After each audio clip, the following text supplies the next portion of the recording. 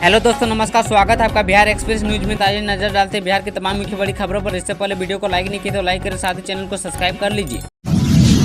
बिहार शिक्षक भर्ती ओमारशीट में गलत विषय का चयन करने से हुई थी परेशानी, जानिए दूसरे चरण को लेकर तैयारी।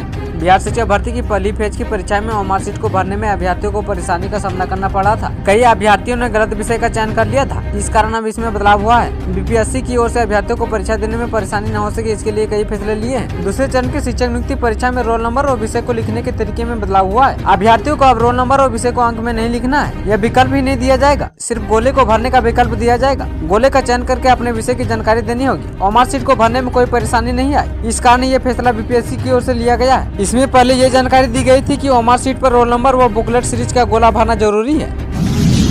बिहार में छुट्टी विवाद के बीच सक्रिय हुए राज्यपाल राजेंद्र आर्लेकर समाज अवकाश कैलेंडर के लिए बनाई कमेटी।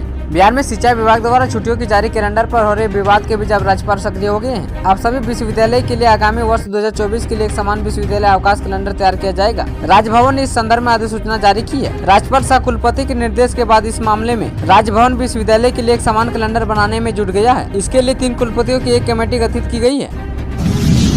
बीपीएससी से बाल शिक्षकों को आने लगी सैलरी, जानिए काट छाट कर हाथ में कितना आएगा वेतन। शिक्षा विभाग के अपर मुख्य सचिव के पाठक ने परीक्षण केंद्र में शिक्षकों को संबोधित करते हुए उनके वेतन को लेकर बड़ी बात कही थी। के पाठक ने कहा था कि उनका वेतन समय पर मिले, इसके लिए वे प्रयास कर रही हैं। के पाठक ने अपने अधिकारियों को निर्देश दिया था कि वे सुनिश्चित करें कि सभी शिक्षकों का बैंक में खाता जरूर खुल जाए। वहीं अब नियुक्ति पत्र मिलने के ठीक 1 महीने बाद नवनियुक्त शिक्षकों को सैलरी मिलने लगी है।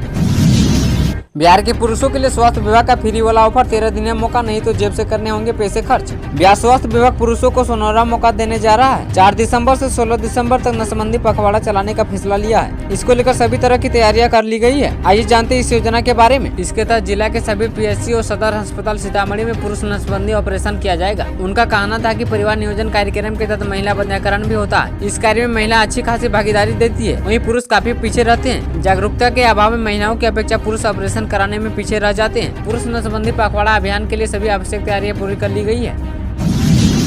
बिहार में साइबर अपराधियों का बढ़ता दायरा, हेल्पलाइन में 9 महीने में आए करीब 6,50,000 कॉल। बिहार में साइबर अपराधियों का दायरा बढ़ता जा रहा है, हालांकि पुलिस भी इसे लेकर अब सक्रिय है, जिसका प्रभाव भी दिखने लगा है। अब राज्य में 44 साइबर थाने खोले गए हैं, जिसके बाद साइबर अपराधियों की संख्या भी बढ़ती नजर आ रही है। वैसे तो प्रदेश में आमतौर पर सभी जिलों से साइबर अपराध के मामले आते हैं, लेकिन नालंदा और नवादा में इन अपराधियों की जड़ें अधिक गहरी होती जा रही है। चूल्हा बर्तन लेकर महिलाओं का प्रदर्शन, डीएम ऑफिस के बाहर बना रही खाना। बिहार के मुजफ्फरपुर जिला में मनरेगा महिला मजदूरों ने अनोखा विरोध प्रदर्शन किया है। मनरेगा महिला मजदूरों ने 4 दिसंबर को डीएम ऑफिस के बाहर जमकर प्रदर्शन किया। इस दौरान महिलाएं ने चूल्हा बर्तन लेकर सड़क पर बैठकर खाना बनाती हुई दिखाई दी। आइए जानते हैं कि पूरा मामला क्या है। दरअसल मुजफ्फरपुर में मनरेगा के मजदूर एक बार फिर से सड़क पर है। मनरेगा में जॉब की मांग, जॉब कार्ड और लंबित भुगतान को लेकर सभी प्रखंडों के महिला मनरेगा मजदूर बीते 4 दिन से अनिश्चितकालीन धरना पर है। छात्राओं के लिए अच्छी खबर, स्कूल में बर्थडे पर मिलेगा गिफ्ट, आराम करने के लिए बनेगा सहेली कक्ष। अब सरकारी स्कूलों में छात्राओं को माहवारी सुरक्षा के लिए जागरूक किया जाएगा। अब जल्द सारण के सभी माध्यमिक विद्यालय में सहेली कक्ष का निर्माण होने जा रहा है। इतना ही नहीं, छात्राओं के बीच जन्मदिन पर सैनिटरी पैड देने की परंपरा भी शुरू की जाएगी। बालिका स्वास्थ्य और स्कूलों में बच्चों की उपस्थिति बढ़ाने को लेकर यह पहल की गई है।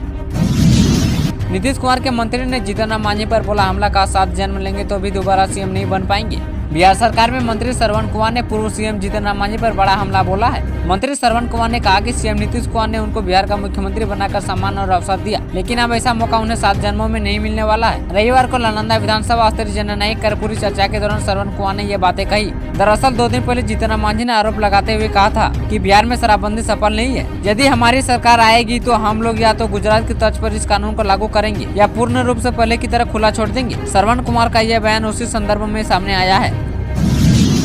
बिहार में पंचायत उपचुनाव की तारीखों का ऐलान, 28 दिसंबर को वेटिंग, देखिए पूरा लिस्ट। बिहार में पंचायत उपचुनाव को लेकर तारीखों का ऐलान कर दिया गया है। राज्य निर्वाचन आयोग की ओर से मिली जानकारी के अनुसार 28 दिसंबर को मतदान होगा। 9 दिसंबर से 15 दिसंबर तक नामांकन दाखिल किए जाएंगे। वहीं 16 दिसंबर को नामांकन पत्रों की जांच होगी। 20 दिसंबर तक नामांकन पत्र वापस लिए जाएंगे। बता दें कि राज्यभर में कुल 1675 पदों के लिए उपचुनाव होगा और इसी के साथ पटना जिले में 103 पदों पर उपचुनाव होना है, जिसमें सबसे अधिक पंच के 75 पद हैं। वार्ड सदस्य के 21 और पंचायत समिति सदस्य की 3 सीटें खाली हैं।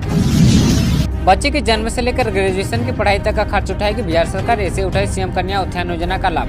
बिहार सरकार बच्चों के लिए कई कल्याणकारी योजना चलाती है। इसी क्रम में सीएम कन्या उत्थान स्कीम भी है, जिसके तहत लड़की के जन्म होने से लेकर उसकी पढ़ाई तक का अलग अलग किस्तों में 50,000 रूपए देती है। दरअसल सूबे की सरकार के मंशा इस योजना के जरिए बाल विवाह, कन्या भ्रूण जैसे अपराध को खत्म करना है। अब तक 2 लाख से अधिक लड़कियों को इस योजना का लाभ मिल चुका है।